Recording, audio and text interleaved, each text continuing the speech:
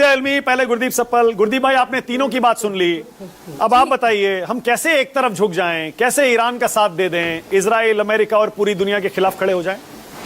बोलिए।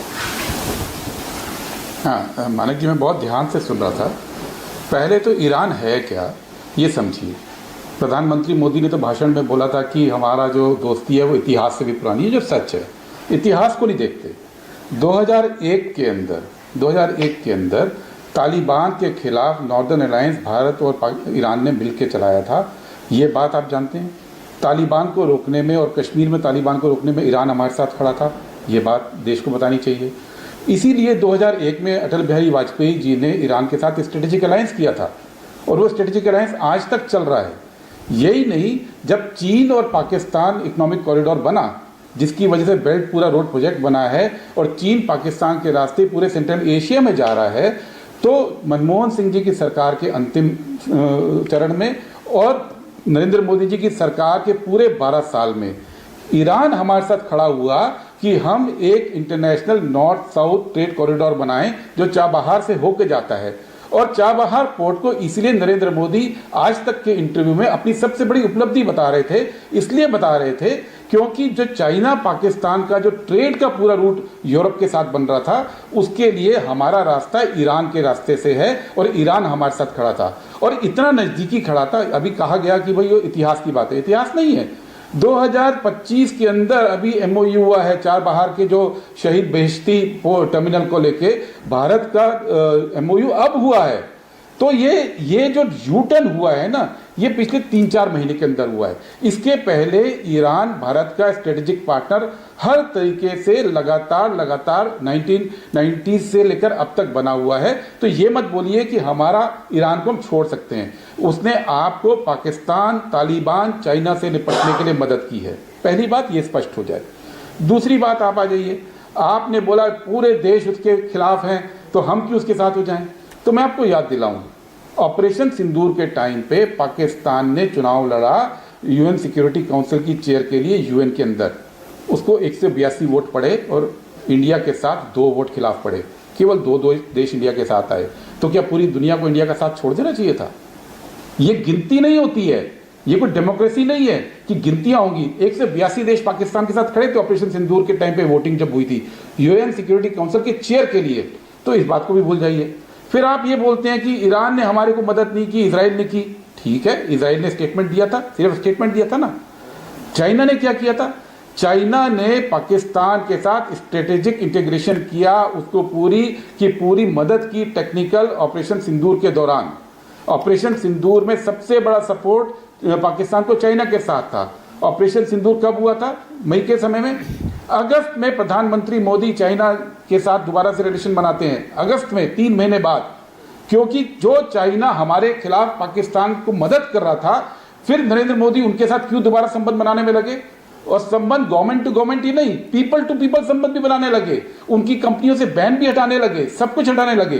तो इसका मतलब है कि जो कमजोर है उसके खिलाफ तो आप आंख दिखाएंगे और चाइना मजबूत है तो उसके आप चरणों में लौट जाएंगे, बावजूद इसके कि वो पाकिस्तान के साथ खड़ा था। ये जो विदेश नीति का पूरा मॉडल तैयार कर दिया है इस सरकार ने, वहां पे नैतिक और स्ट्रेटेजिक दोनों नुकसान हो रहे हैं। अभी तो ऑपरेशन सिंदूर चल रहा है, तीनों रक्षा विशेषज्ञ यहां बैठे हैं, तीनों बहुत ही सम्मानित और बहुत ही अनुभवी लोग हैं। ऑपरेशन सिंदूर के टाइम पे हमारे अभी भी अलर्टनेस तो है।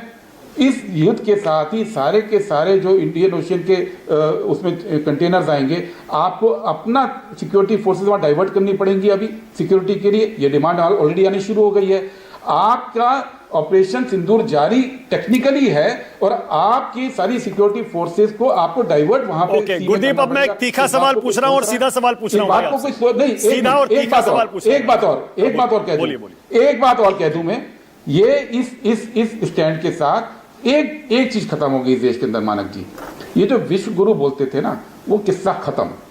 अब आप अमेरिका का पिट्ठू देश हैं, मोदी जी ने बना दिया भारत को, जो अमेरिका कहेगा हम वो कहेंगे। और ये विश्व गुरु जिसके पहले कोई चेले नहीं थे, अब उसके पास कोई नैतिक ताकत इस देश दुनिया में नहीं बची है कि आप खड़े होकर गलत को गलत और सही को सही। ठीक है, ओके। अब मैं एक सीधा और तीखा सवाल पूछ रहा हूं शाजिया, इसके बाद आपकी बारी है। मुझे ये बताइए, आप पर यह आरोप लग रहा है कि आपको इजराइल से दिक्कत है, आपको अपने मुस्लिम वोट बैंक को खुश करना है इसीलिए आप ईरान के पक्ष में, पैलेस्टीन के पक्ष में खुलकर आ जाते हैं और इजराइल के विरोध में बोलते हैं, क्योंकि आपको डोमेस्टिक पॉलिटिक्स करनी है, यहां मुसलमानों को खुश करना है। गुरदीप सप्पल, जवाब दीजिए। अच्छा, ये शब्द आरोप पहले वापस ले लीजिए। आरोप किसने लगाया? कौन है आरोप लगाने वाला कांग्रेस पार्टी पे? कौन है ये? सच्चाई क्या है? इजराइल के साथ रिश्तों की शुरुआत नरसिम्हा राव जी की गवर्नमेंट में हुई थी, ये भूल गए? इजराइल के साथ पार्टनरशिप और जो एग्रीमेंट हुए थे मनमोहन सिंह जी की सरकार में हुए थे, ये भूल गए? ये आरोप शब्द लगा के आप इसको हल्का मत कीजिए। भारत की ताकत क्या थी? भारत की नैतिकता, भारत की ताकत थी कि हम नैतिकता पे बोलते थे, इसलिए हम फिलिस्तीन के साथ भी बातचीत कर पाते थे, हम इजराइल के साथ भी बातचीत करते थे। इस नैतिकता की वजह से इजराइल में भी भारत के वर्कर काम करते हैं और फिलिस्तीन में भी काम करते हैं और ईरान में भी करते हैं। ये नैतिकता की जो भारत का एक मजबूत बेस है, उसके बेस पे हमको ये नहीं कहना होता था कि हम इसके पक्ष में हैं, उसके पक्ष में हैं, हम निरपेक्ष वाले हैं। आरोप अच्छा, इसमें धर्म का कोई एंगल नहीं है ना? सच ये है, मतलब धर्म का कोई एंगल नहीं है ना? साथ पार्टनरशिप कांग्रेस पार्टी के दौरान, इजराइल के साथ कांग्रेस पार्टी की सरकारों के दौरान लगातार पार्टनरशिप मजबूत और मजबूत ठीक है, मतलब धर्म का एंगल नहीं है ना? गुरदीप भाई, मैं ये पूछ रहा हूं, आप केवल इसमें धर्म का कोई एंगल नहीं है ना? हाँ, अच्छा, धर्म का एंगल मुझे ये बताइए, अगर यहाँ पे धर्म का एंगल है तो बांग्लादेश से जो निष्कासित प्रधानमंत्री, पूर्व प्रधानमंत्री हैं, उनको मोदी जी क्यों रख रहे हैं? जबकि बांग्लादेश के तो वहां पे आप देख लीजिए, मुस्लिम के जो सरकार है वो हिंदुओं के साथ क्या कर रही है, वहां पे मोदी जी कुछ नहीं कर पा रहे हैं। हर चीज को धर्म के एंगल से मत। ठीक है, शाजिया एलवी।